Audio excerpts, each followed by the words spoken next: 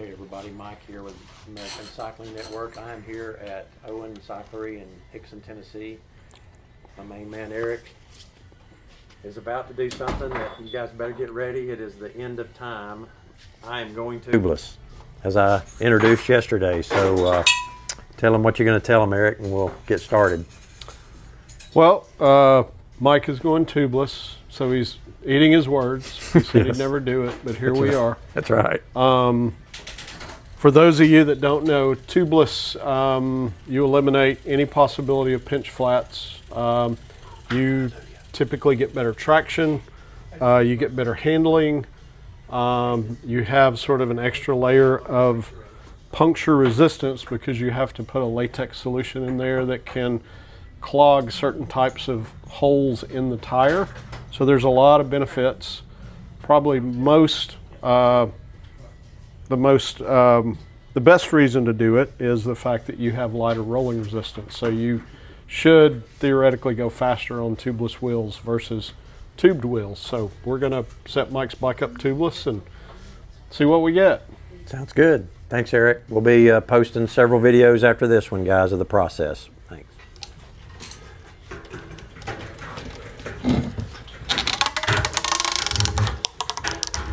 All right, Eric is applying some rim tape. Tubeless rim tape. Tubeless rim tape, Yeah, yes. have to specify that. We've already dismounted the tires, the old tubes.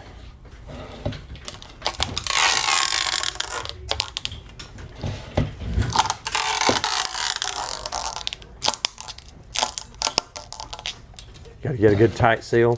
Very tight.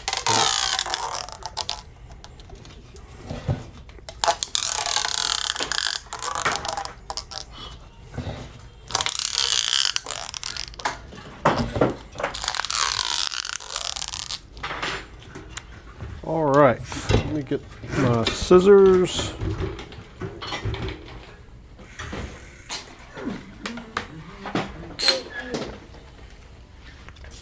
Ian. Remember when Aiden had issues with Perfect. What did you guys do for that? Tom, we need to get you on camera. Oh, I don't do well on camera. I'm too rosy. Eric's the pretty really. I don't remember. Eric is the man, the myth, the legend. Okay. He's good at talking. Oh, he can talk. He's smooth. Is that right, Eric? Yes, sir. Tell him what you're doing, Eric. I am trying to finish putting the last bit of tape on this now tubeless wheel. Oh, wow. Then what? So now we're going to use a special valve core or valve stem that goes through the rim. Yeah. Normally we would use an inner tube and the valve is part of that tube, but this is a special valve.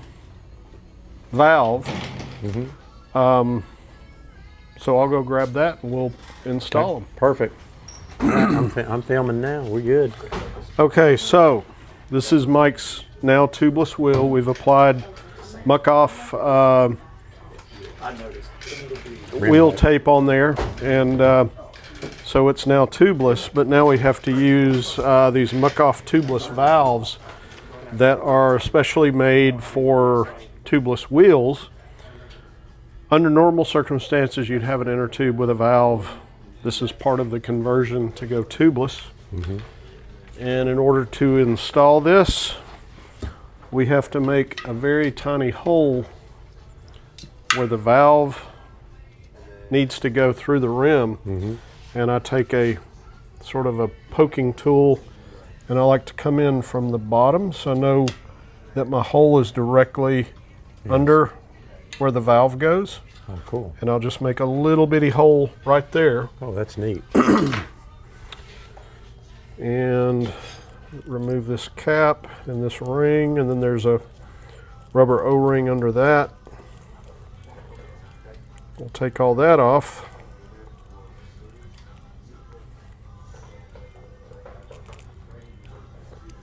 Whoop, I'll grab that in a second. Yeah. And now where I made my hole, I'm simply going to put this valve through and pierce that tape, and it's going to come out, but I've used the wrong length, so I got to get a different length. Ah, So anyway, so you got to get a longer one. yes. Okay. So we're putting this special valve stem from Muck-Off through the rim, and that's what it's going to look like. And we now want to install this very important rubber O-ring. Important for the sealant. Yes. And this collar. Okay.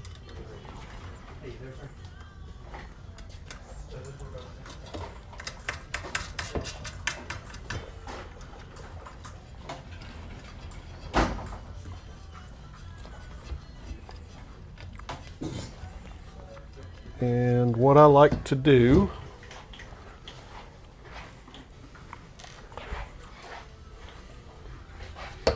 is get something and press down on the outside of this to make this O-ring seal as tightly as we can.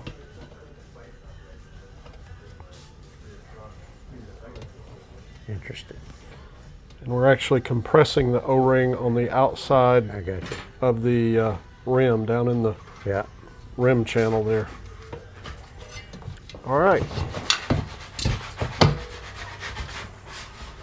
So now the fun part, putting on the tire. Okay. Okay, so now we're going to put on our tubeless tire. This is a Continental Grand Prix 5000 tubeless in a 28 millimeter width. And these tires are directional. So we want to make sure that our tire is facing the right way. And I always like to line the label up with the valve on the wheel.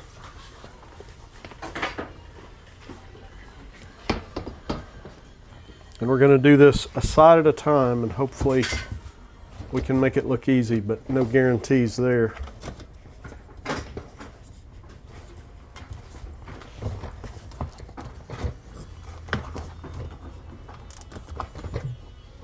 It's that second side, it's always the hardest. Yeah, second side is always the hardest. And it's weird seeing somebody put that on without a tube. Yeah, yeah. You know what I mean? You're like, Oh, hey, yeah. you're forgetting something. I think I'm already liking this process. All right, Look at that. That went on like nothing, man. so our tire is on there. Yeah. Now we need to lock the bead of the rim to the bead of the tire. Yeah. So I'm going to remove the top of the valve stem. Uh-huh. You shoot There's some a- high pressure, or how you going to do that? Yeah, you can get a better burst of air if you pull this core right out, and this Yeah. is a special valve core Hang on removing just a second. tool. You want to look at right here. Yep. There we go. Yeah. So you're going to set the bead, is what they would say in the tire business. So we have removed our valve core. Yeah. I'm going to set that right there. Perfect. So this is something I couldn't do at home, probably. Well, it's much easier with an air compressor. Yeah. And, you know, if you did this all day, every day, you'd Yeah. make it look pretty easy. So Right. hopefully I can make this look pretty easy. And you usually Oh, get yeah. some pretty disturbing pops. Yeah. And you'll notice all the air leaked out because it's I set. have removed, but the Bead is set. bead of the tire is now locked with the bead of the rim. Perfect. Very interesting. All right. Okay, so we've locked the bead between our tubeless tire and our rim, and now we have to put in this is a latex liquid solution made by a company called Orange Seal. Yeah. We like this a little better than other sealants that we sell. It seems to have a little bit more of a coagulant that if you do get a small hole in the tire, this seems to seal it quicker. And just for the initial setup, it seems to give us fewer problems. So we're a big fan of Perfect. the Orange Seal Endurance Sealant. Perfect. I've got an applicator here. I'm going to put this directly through this valve. It's going to make its way all the way around the wheel, and you want to put about 2 ounces of this on a road wheel. I probably put a little more than that just because I tend to be paranoid about these things, so I might do 3 ounces. But the most important thing with your sealant is you want to replenish it about every 4 to 6 months. And that will vary depending on how often you ride, and it just seems to do better if you're replenishing, I would say, at least twice a year at the minimum. So what I'm going to do is put this straw on the valve.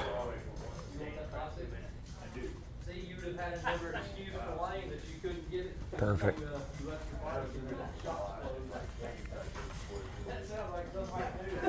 And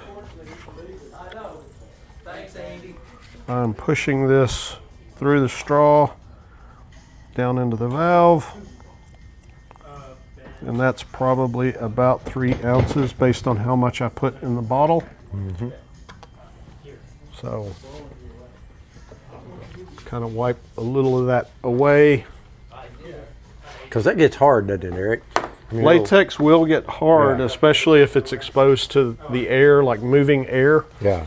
And so that's why it's really important to replenish it, because you don't get the full benefit of tubeless with dried up sealant. Right. So I've put the valve core Back on. of the valve back on the Yeah.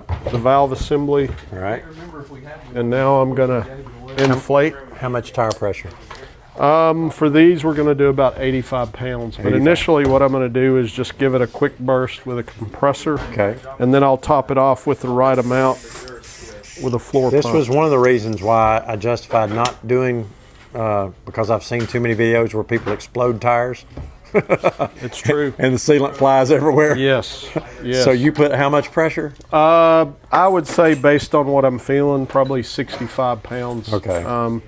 I don't like to overinflate them in this scenario, but just enough that my bead is nice and locked down. I don't see any sealant leaking anywhere around the tire or the wheel. Yep. So I'm going to assume that my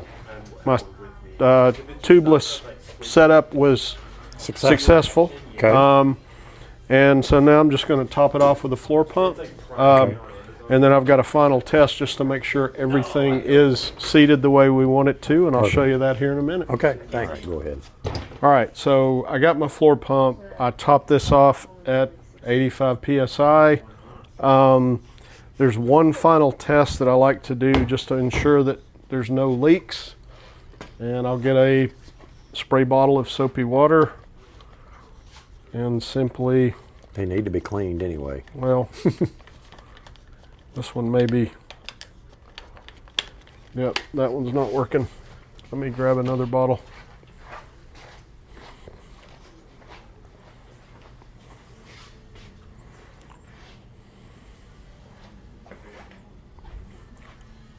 I know.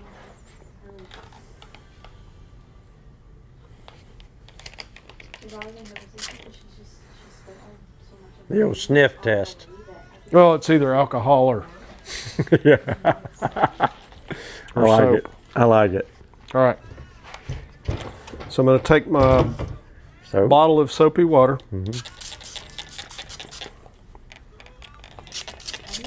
And I'm simply going to spray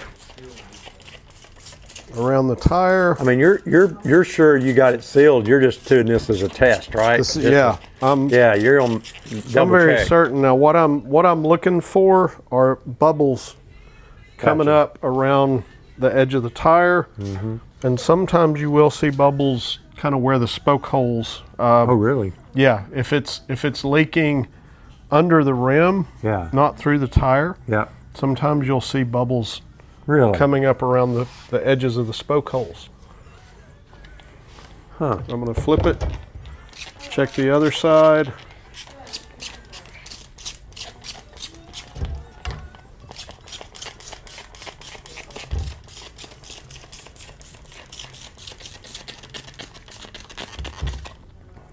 And again, I'm just looking for anything visual that's Yeah. bubbling.